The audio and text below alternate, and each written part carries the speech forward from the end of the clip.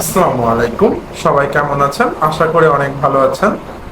তো আজকের ভিডিওটা মূলত যে ইন্ডিয়ান প্রোডাক্ট বয়কট অর্থাৎ বয়কট ইন্ডিয়া যে ট্যাগটা ইউজ করছিলাম আমরা বাংলাদেশিরা সবাই, সেই বিষয়টা নিয়ে যে রাসেল ভাইপার, তারপরে কোটা বিরোধী আন্দোলন এবং যে প্রশ্ন সাবিজাবি বিভিন্ন ধরনের এখন সমস্যা হয়ে গেছে দেশের ভেতরে, সেগুলোর ভেতরে এই ইন্ডিয়ান প্রোডাক্ট বয়কট এটা কি আমরা ভুলে গেছি কিনা, এমনকি ইন্ডিয়ার যে রেলটা বাংলাদেশে প্রবেশ করছে এটাও আমরা ভুলে গেছি।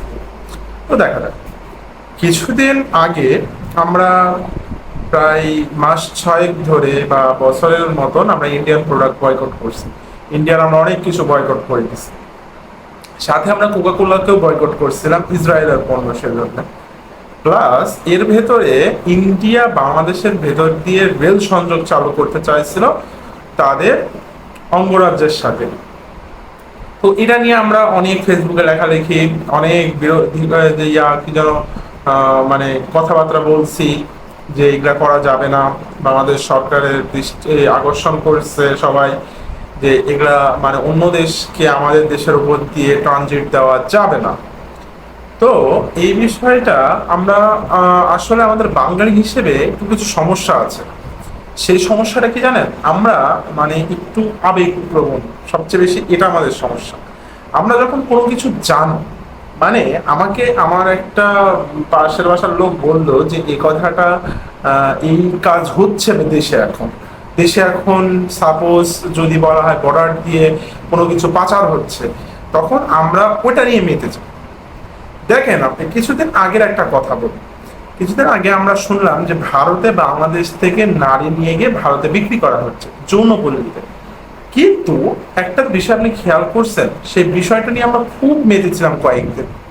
এমনকি ইন্ডিয়ান যেসব কি কি বলে ওই যেসব গ্রুপগুলো ছিল হিন্দুদের, মানে হিন্দু সম্প্রদায়ের যে গ্রুপগুলো ছিল, সেই গ্রুপগুলো আমরা কি রিলস অনেকে বানাইছে, অনেকে সেগুলোকে রিপোর্ট মারছিল।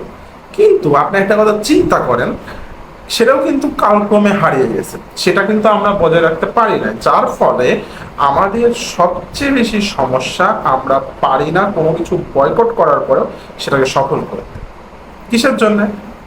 তাহলে একটা ভালো একটা উদাহরণ দিই। হার্ভার্ড বিশ্ববিদ্যালয়ের অধ্যাপক অর্থাৎ পলিটিক্যাল সায়েন্সের অধ্যাপক, তিনি বলছিলেন যে কোনো কিছু যদি বয়কট করা হয় এবং সেটা যদি সফল করাতে চাওয়া হয়, তাহলে একটা উপায় আছে।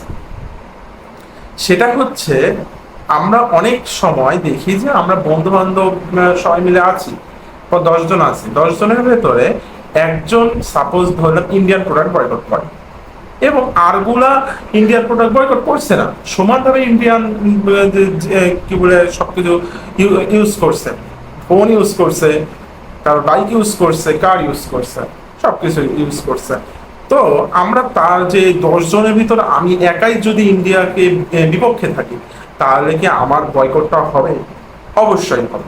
কেননা যদি শতকরা 4 জন যদি একটা প্রোডাক্ট বয়কট করে, তিনি বললেন যে এই হার্ভার্ড ইউনিভার্সিটির অধ্যাপক পলিটিক্যাল সায়েন্সের, তিনি বলছিলেন যে যদি 4 জন, শতকরা 4 জন এই ইয়াটাকে বয়কট করে, কোনো কিছু বয়কট করে শতকরা 4 জন, তারা সেটা খুব দ্রুত না হলেও একদিন না একদিন সেটা সফল হবে।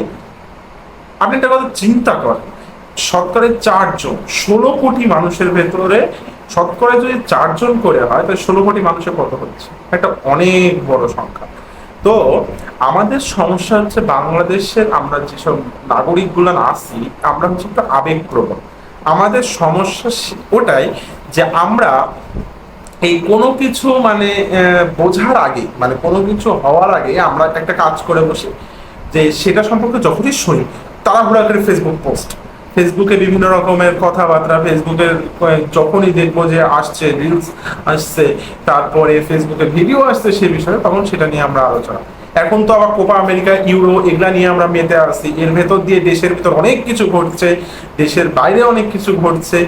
আর কিছুদিন আগে গাজা ইসরায়েল নিয়ে আপনারা অনেক মাতামাতি করছিলেন, ওটাও বন্ধ হয়ে গেছে। অথচ আপনি একটা খেয়াল করেন, গাজা ইসরায়েল এখন পর্যন্ত যুদ্ধ চলছে, আপনি এটা খেয়াল করেন না। তাহলে আমাদের বাঙালিদের এই আবেগপ্রবণ হওয়ার কারণে আজকে আমাদের বহিরাষ্ট্র আমাদের সাথে কি করছে, অনেকটা সময় আমাদের এই আমাদেরকে শোষণ করার চেষ্টা করে, বুঝছেন? তো বিষয়টা এই জায়গায় আমাদের সমস্যা অন্য কোথাও না, আমাদের সমস্যা এখানে। তো আজকের ভিডিওটা এই পর্যন্তই ছিল। নেক্সট কোটা বিরোধী আন্দোলন, এমনকি কোটা প্রথাটা কোথায় থেকে কিভাবে শুরু হলো, এত কোটা, কি যেন নারী কোটা, পোষ্য কোটা, প্রতিবন্ধী, তারপরে ক্ষুদ্রনী গোষ্ঠী কোটা, এগুলা কোথায় থেকে আসলো, সকল কিছু নিয়ে পরবর্তী প্রত্যেকটা ভিডিও আসবে।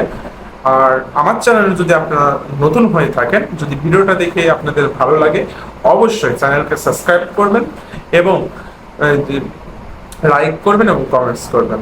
ধন্যবাদ সবাইকে। আসসালামু আলাইকুম।